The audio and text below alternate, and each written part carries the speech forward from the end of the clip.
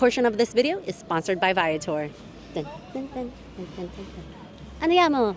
Dun, dun, dun, dun, dun, dun. Andiamo!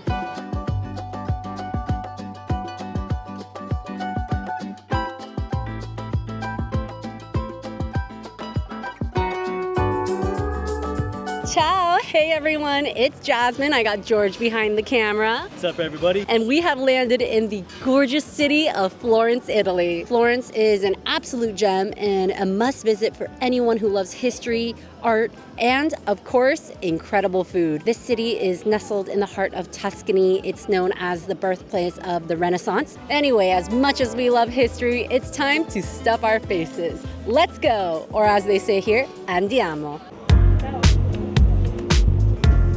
Wow.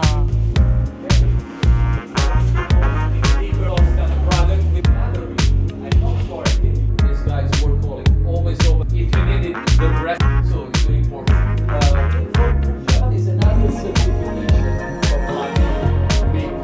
Perfect places for hiking with the salt, the herbs, rosemary, and black pepper. One of the difficult Thai, pork, green.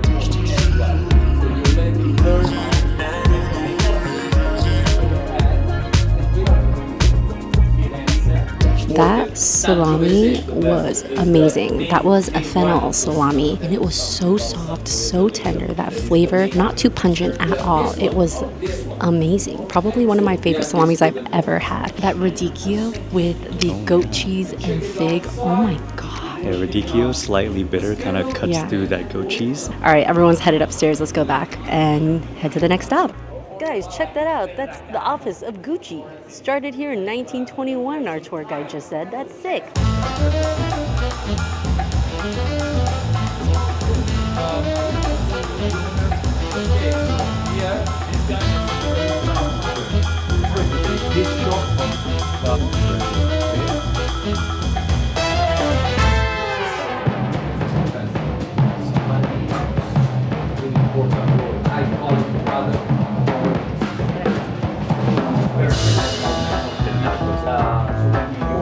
Some music of Euros.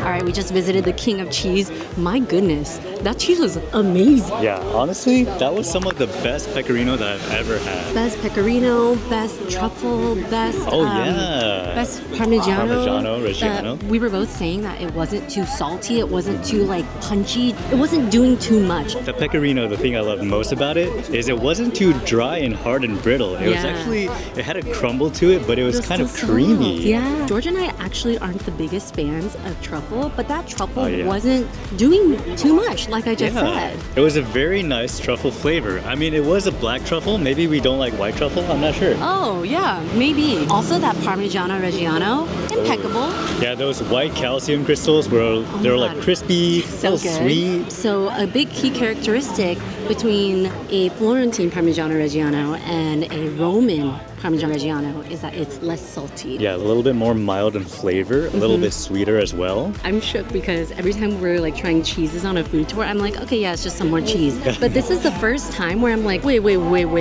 These cheeses, they're main characters. Yeah. Do you have a favorite one? Oh my god, favorite? Damn, I'm not sure. I feel like I could eat a handful of that black truffle cheese. Oh yeah, the black truffle pecorino. That was so good. But I think my favorite is gonna have to be the Parmigiano Reggiano. My favorite. Pecorino. My favorite is the pecorino, hands down. That was so good. I would eat that by the wheel. So far, enjoying the food tour? So far, loving it. We are actually at a wine wall right now. Another point to do a food tour because we get to skip the line. I actually feel really bad. There's a huge line and then they were like, all right, food tour, go. Buonasera. White? Grazie.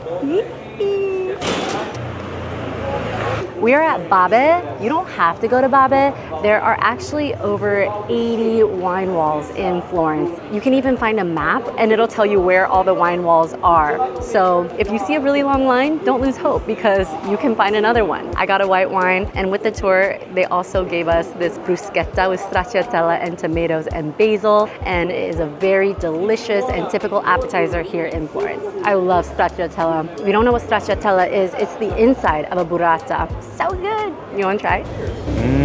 Oh my god, I love stracciatella. So wet, so juicy, amazing. The wine wall experience, very neat. I guess you can't come to Florence without trying it once. Let's go to the next stop.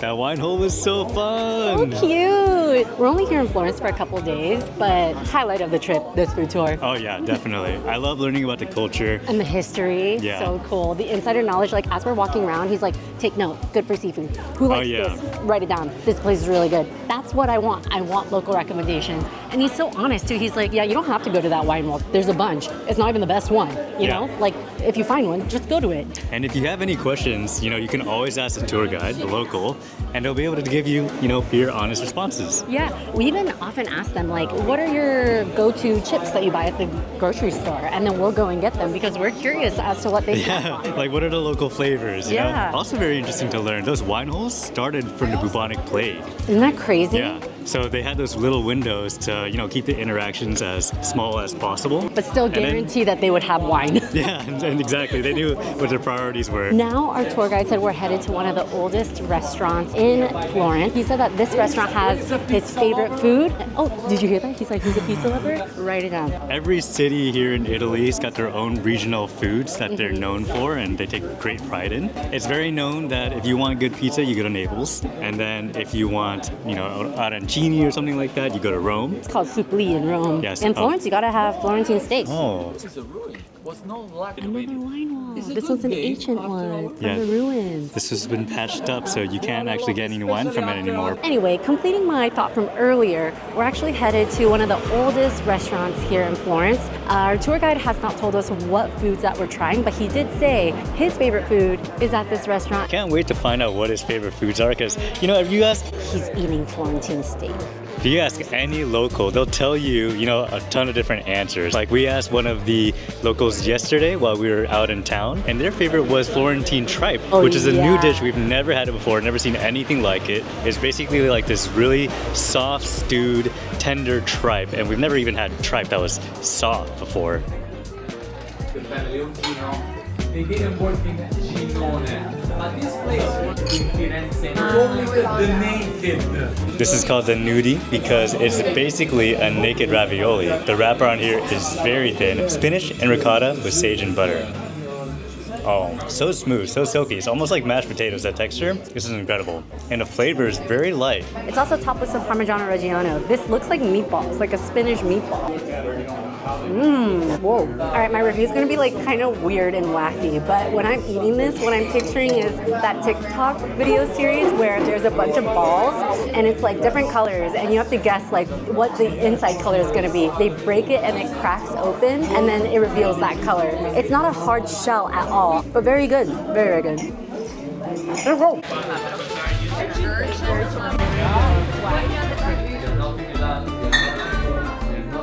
Here at this next stop, we are actually trying Negroni. Negroni is Campari, red vermouth, and gin. However, modern day also has one with Prosecco. We decided to get one of each.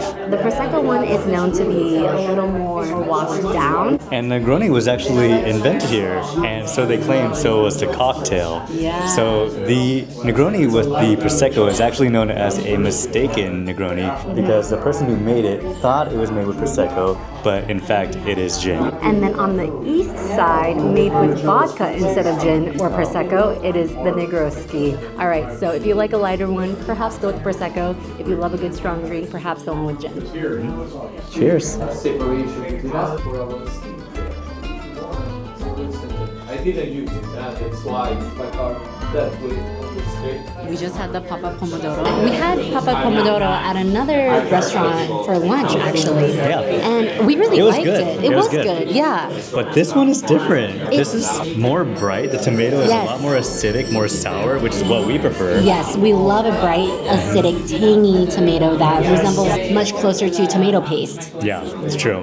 I will say though, this one is much breadier than the last one that we had. That one was a little bit more soupy. Did you see us cheers the soup? It was chunky. Right, our last tasting of the day, right? Yeah, this is the last tasting. This is a wild boar stufato. It is a wild boar stew. Very traditional Tuscan dish. It was eaten back in the day and thought to have given you bravery if you eat it. Oh, That's delicious. that's very good. So savory, so rich. It's not gamey at all. The stew's got celery, carrot. It tastes like a tomato paste, I wouldn't say like the boar is tender at all. but it's not hard or chewy. Do you know what I'm thinking right now that this would go well with? Well, I know what I'm thinking. Crispy bread, like a bruschetta kind of bread. Rice. That too. Well, I do have some bread actually. Oh, They gave it to us earlier. We were nibbling on this bread, and this bread is quite interesting. I've never had bread like this before. It tastes like rice water. yeah, it's the most plain bread I've ever had. Like, it does have a bready flavor, but mostly it's very plain. More plain than white bread. It tastes like air.